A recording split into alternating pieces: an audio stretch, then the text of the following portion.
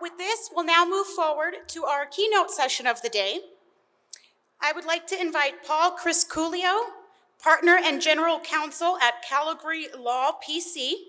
Criscuolo has built a tax transactional M&A practice involving tax consulting, tax due diligence, deal strategy, business plan evaluation, synergy assessment, and post-deal integration. He has served as a project leader and advisor on the full spectrum of his corporate transactions. Today, he will share his perspective on the subject, from ecosystem merging to M&A, the exponential value that people don't see. And here's Paul right now for you guys.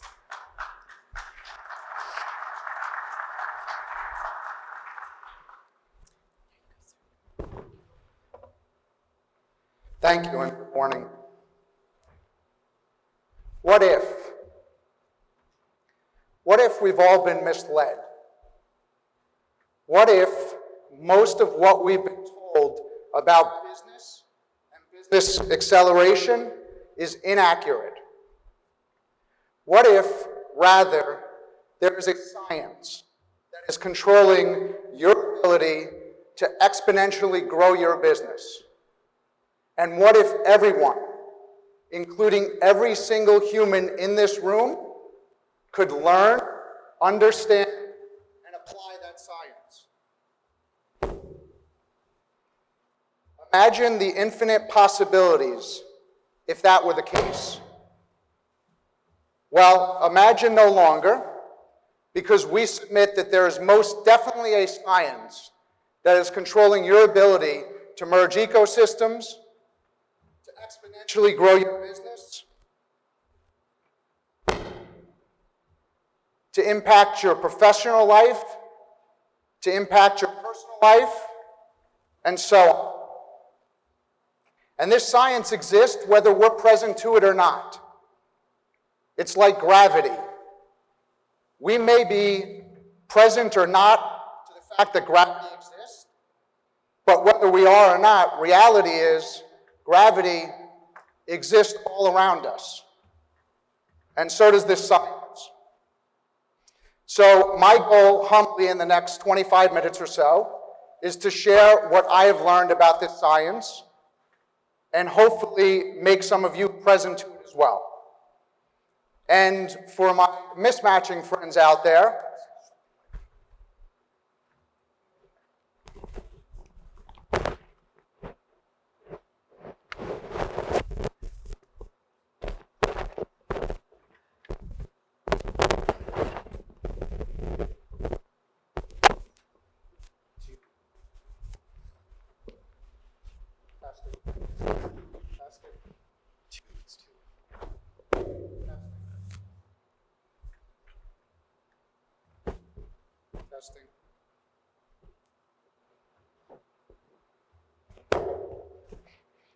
Testing.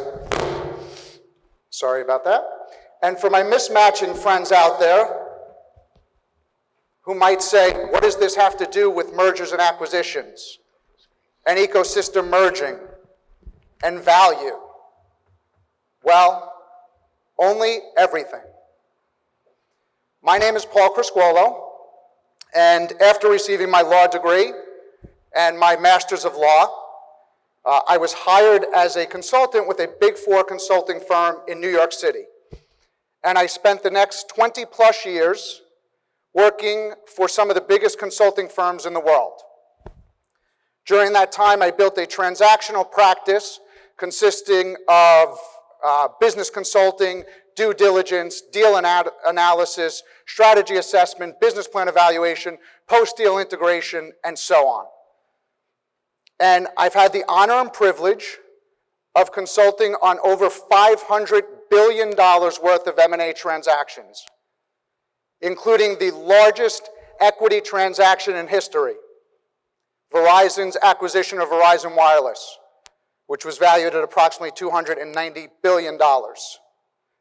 I worked on that deal in late 2013. It closed in early 2014. And to this day, still remains the largest equity transaction in history, surpassing the next largest transaction by a mere 100 billion or so. And during my time with big consulting, I learned a lot of important and valuable lessons. You could be sure when you are working with Fortune 500, Fortune 100, Fortune 50, Fortune 10 companies, and you are working on $290 billion deals, you're going to be working with some of the most sophisticated, brilliant legal and business minds, attorneys, accountants, financial advisors. But what I also learned is, particularly in the small to mid-sized company context, a lot of people don't really understand ecosystem merging, how to structure and effectuate ecosystem mergers, how to assess value, how to unpack it and convey it, and quite honestly, how to do that integrally, which we define as being completely transparent with our intentions and always looking to deliver more value than we receive. And that I've learned in the last year and a half, working with my friend and partner, Sean Callagy. Sean, like myself, is an attorney, but he's not just any attorney. Sean is one of 2 attorneys out of approximately 1,200 or so in the United States to have 2 top 100 national jury verdicts between the years 2014 and 2016. As a matter of fact, the jury verdict, the 2016 jury verdict in the state of California is still to this day the largest jury verdict in the state since that time. But what is really interesting about those 2 cases is they had $0 settlement offers going into trial. Yet both resulted in 8-figure compensatory and 8-figure punitive damage awards.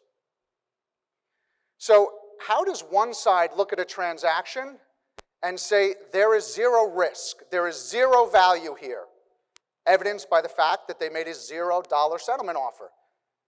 They didn't even consider the risk of litigation in their offer. So how does one side look at it and say there's no value here, and another side be able to successfully argue that there's 8 figures worth of compensatory and 8 figures worth of punitive damages? And the reality is, because there's a science. There is a science to understanding value, the ability to unpack it and convey it to others. And that's something my partner Sean has spent the last 25 years of his life studying, learning, innovating, and optimizing. And it's led, in addition to our 100-person law firm that operates throughout the United States, it has also led to an affiliated business, which we call Unblinded, where we coach and train on business development and business acceleration. And we've had the honor and privilege of speaking all over the world. On stages throughout the world. We've spoken at Disney, T-Mobile, Salesforce. We spoke this year at the Tomorrowland Music Festival in Belgium, the largest musical festival in Europe, 600,000 people over a number of weekends. And it's led to us being able to speak around the world. So let's talk a little bit about this science. And it has 3 parts. The first part is what we call process mastery. That's the doing part, the thing that needs to be done. That's what we're going to focus a little bit more deeply on today. Then there's sales mastery. That's the ability to get yourself to do the thing. Process mastery is the thing. Self-mastery is your ability to get yourself to do the things. The ability to take action, or as we define it, zone action, which is the most efficient action step you could take right now to achieve your desired result. And then there's influence mastery. And that's the ability to go from hello to yes. Because the reality is, you could have the most spectacular process mastery, you could have the most spectacular self-mastery, but if you don't have the ability to get someone to say yes, it all falls apart. No yes, nothing happens. And then all the other areas start to break down as well. No yeses, your self-mastery starts to deteriorate. And we're going to touch a little bit on influence mastery today, but I'm going to implore all of you Tomorrow at 3:30, my partner Sean Callagy is teaching and speaking in a session on integrity-based human influence, where he will dive more deeply into influence mastery, and I stake my reputation on the fact that he will absolutely blow your mind. So please, 3:30 tomorrow, Sean will be speaking on influence mastery. But what I want to spend a little bit more time on is process mastery. And what we've learned is that the ability to exponentially grow your business really depends on 7 steps or levers. We call them the 7 levers of marketing and sales process mastery. And they are ecosystem mergers, stages and microphones, sales meetings, sales, disposable income, contribution, fun and magic. And you'll see we have up here a pre-step, what we call point 5, and that's shared experience. Because we believe that business is built on relationships, and all relationships are built on shared experiences. This is a shared experience. The relationship you have with every other person in this room coming out of this going forward will be based on the shared experience that you're sharing today. So shared experiences lead to ecosystem mergers, speaking engagements, which ultimately lead to sales meetings, sales, disposable income, contribution, fun, and magic. And while we could spend days going through the 7 levers and the micro distinctions present in each one of them, I just want you at this point to be present to the 7 levers. And when you go back to your businesses later this week or next week, start thinking about the 7 levers, start studying the 7 levers, and start tracking your ability to effectually match the 7 levers. And work backwards. So for example, if you don't have the level of sales you want, move backwards. Look at your sales meetings. Are you having enough sales meetings? Are they the right sales meetings? And if they're not, or you're not having the right number, start working backwards. Where are you speaking? Who are you talking to about ecosystem mergers?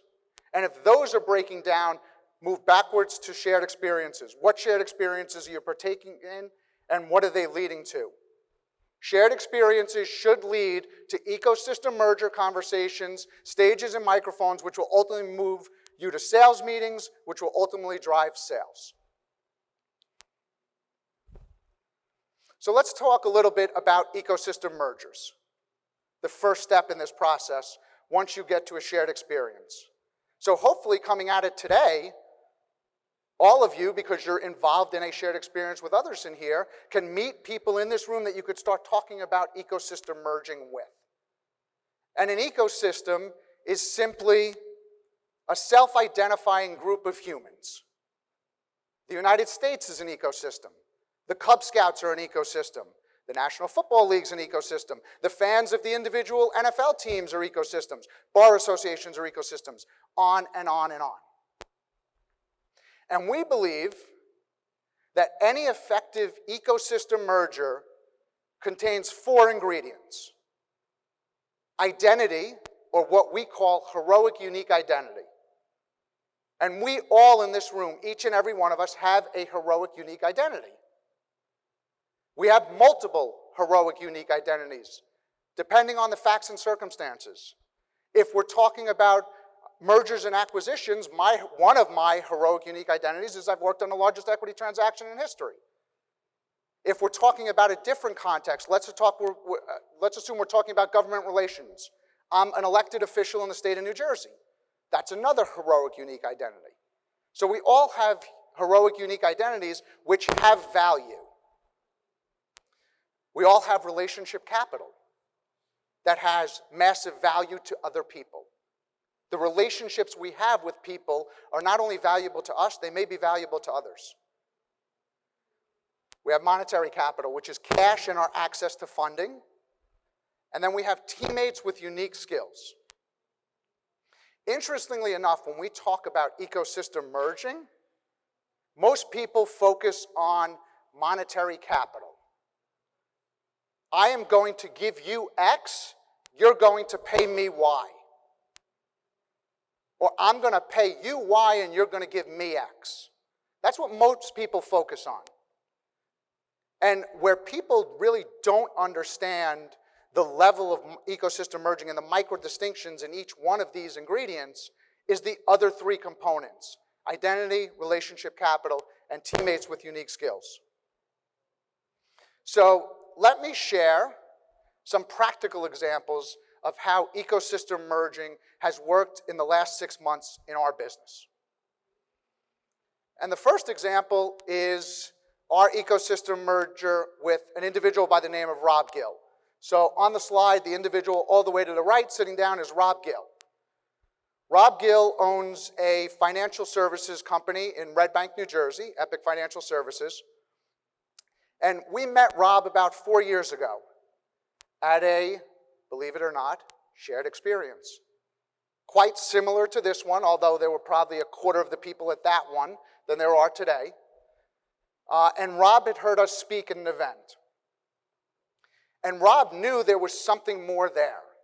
He didn't know what the more was. He didn't have a language for it. He didn't understand the science behind it. He didn't really truly understand ecosystem merging.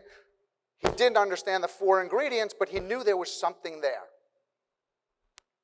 And as our relationship grew and developed with Rob coming out of that shared experience, an interesting thing happened, and that is Rob started listening to what we were coaching and training on.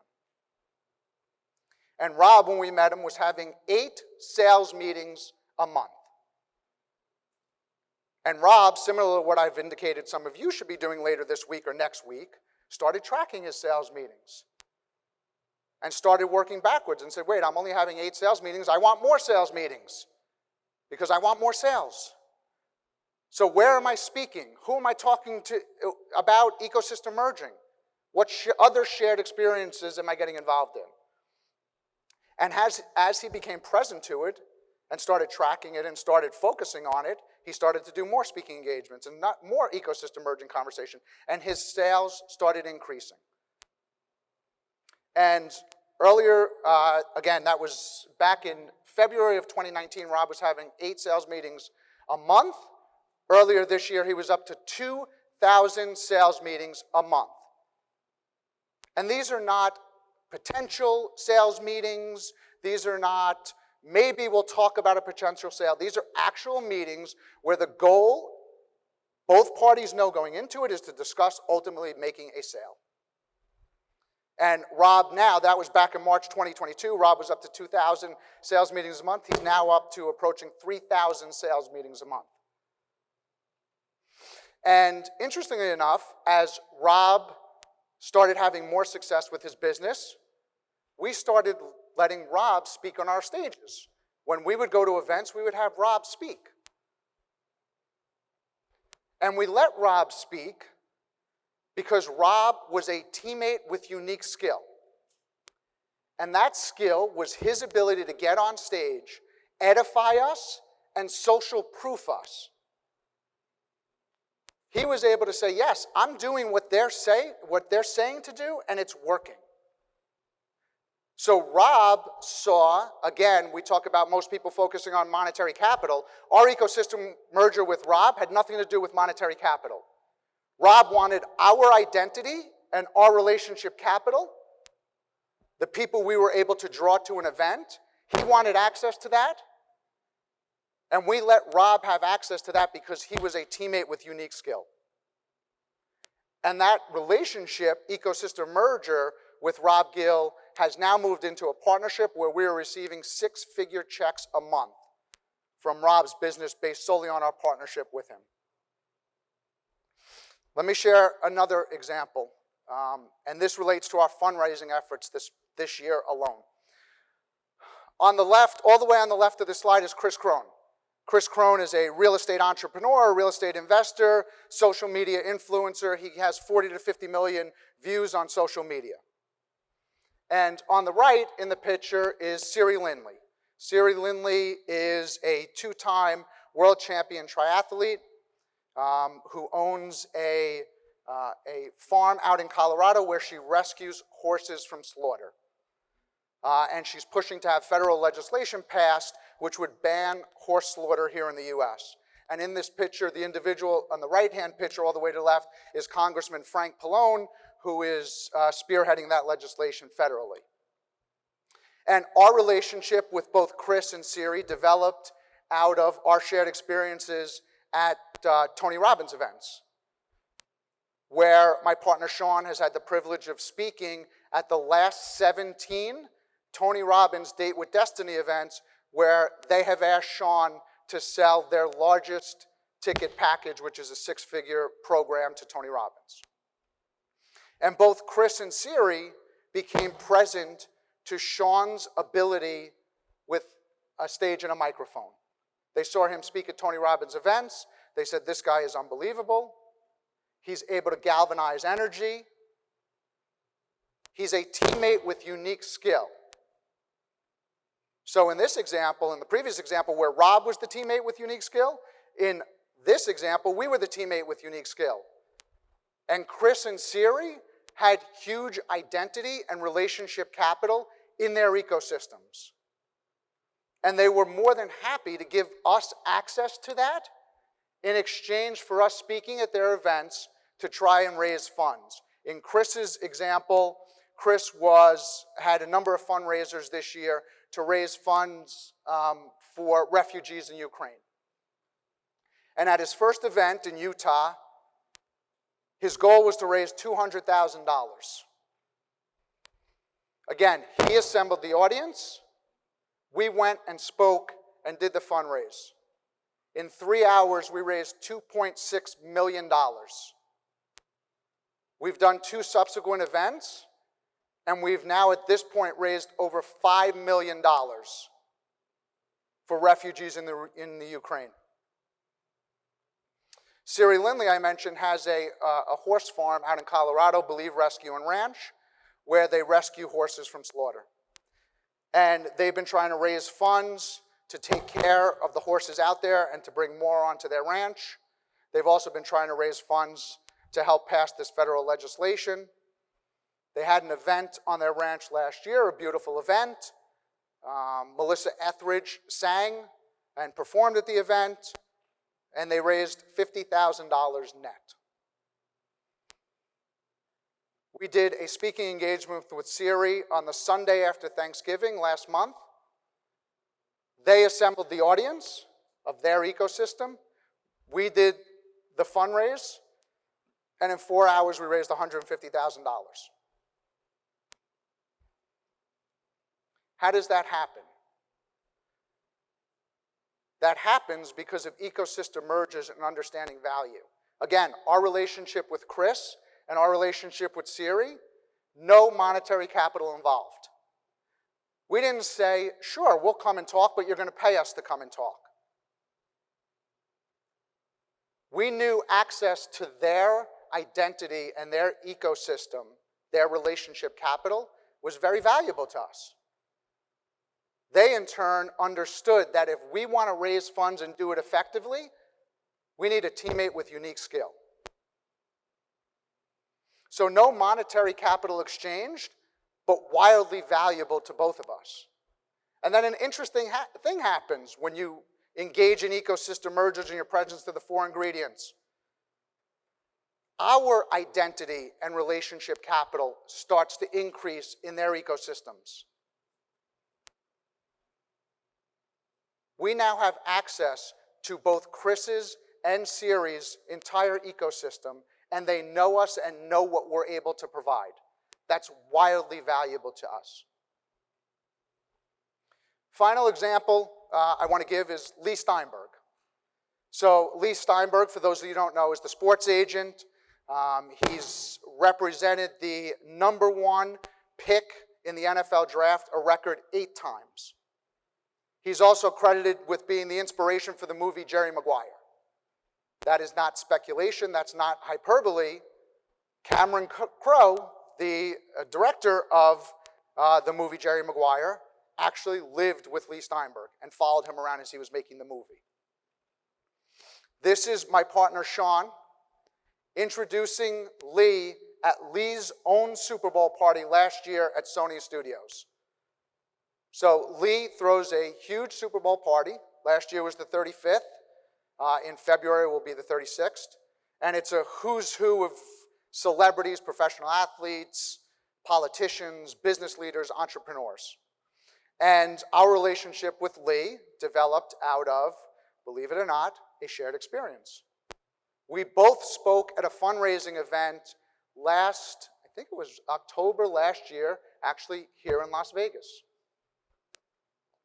And there were about 40 people in the audience. And in about 15 minutes, with Sean in charge of the fundraise, we raised over 6 figures. And we were able, as part of that, to collaborate a little with Lee Steinberg, who we had never met. And Lee saw the value of having us on a stage and a microphone. So when Lee Steinberg was going to have his Super Bowl party last year, he reached out to us and said, would you guys be interested in introducing me at my Super Bowl party? How does that happen? How does some relatively unknown attorneys from New Jersey, at least in the world of Lee Steinberg, end up on Lee Steinberg's stage at Sony Studios introducing him? Because Lee understood ecosystem merging and he understood value. And again, we didn't say, sure, Lee, we'll come speak, pay us X. No, having access to Lee Steinberg's ecosystem is wildly valuable to us. How valuable do you think it is for us to be able to put up pictures of us talking at Lee Steinberg's event? How valuable do you think it is? We've got videos of Lee edifying us. Lee Steinberg, as a matter of fact, when we had a prep meeting for his party last year, said, and I quote, if there is one part of this party I know I don't need to worry about, it's your introduction of me. That has now led to subsequent discussions with Lee about doing more and more. As a matter of fact, we're introducing him again at his Super Bowl party in February in Arizona. Not only are we introducing him, we're meaningfully involved in what I would call co-creating the event.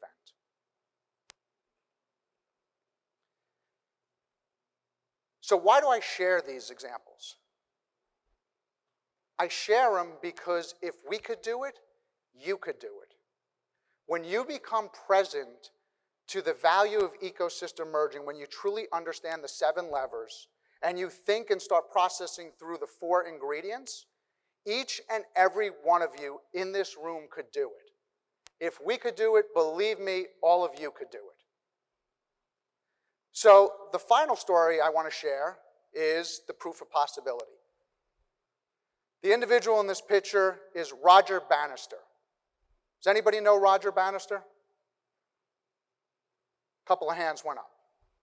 Roger Bannister was the first human to run a mile in less than 4 minutes. He did it in May of 1954. And before that, people have, at least competitively, been trying to break the 4-minute mile as far back as 1886. And it was never done. It wasn't done until Roger did it in May of 1954.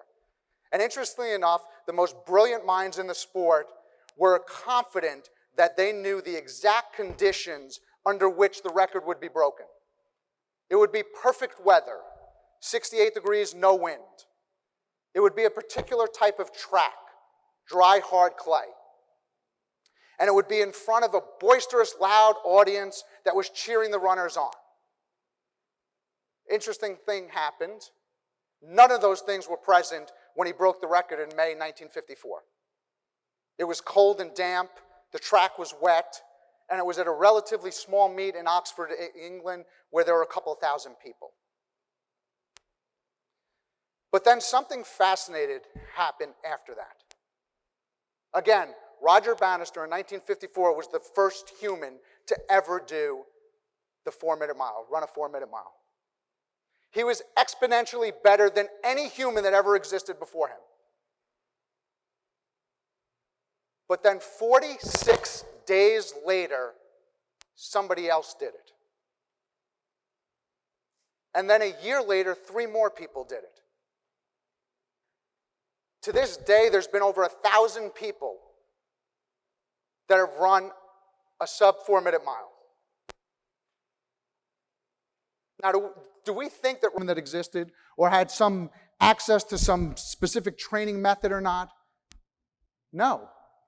What happened was, before he did it, nobody believed it could be done. And once he did it, he started to change people's mindset. And they started becoming present to the fact that it could be done.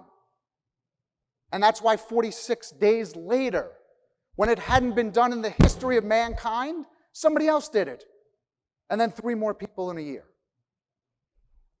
So I share those stories about what we've been able to do in the ecosystem merging context so that you take them as an example of possibility. Because if we could do it, you could do it. The final thing I want to share is we have a QR code. Like I said, we could go on for days talking about ecosystem merging and process mastery. I didn't even touch on self-mastery. And as I said, Sean's going to dive more deeply into influence mastery. But if you want to learn more about all 3 of those facets and how we are able to coach and train on accelerating your business, if you want to take a picture of the screenshot and go to the QR code, we've got free 30-day access to our program for each and every one here. So with that, I will conclude. I look forward, thank you all for listening. I look forward to connecting with each and every one of you and merging ecosystems with all of you over the next couple of days.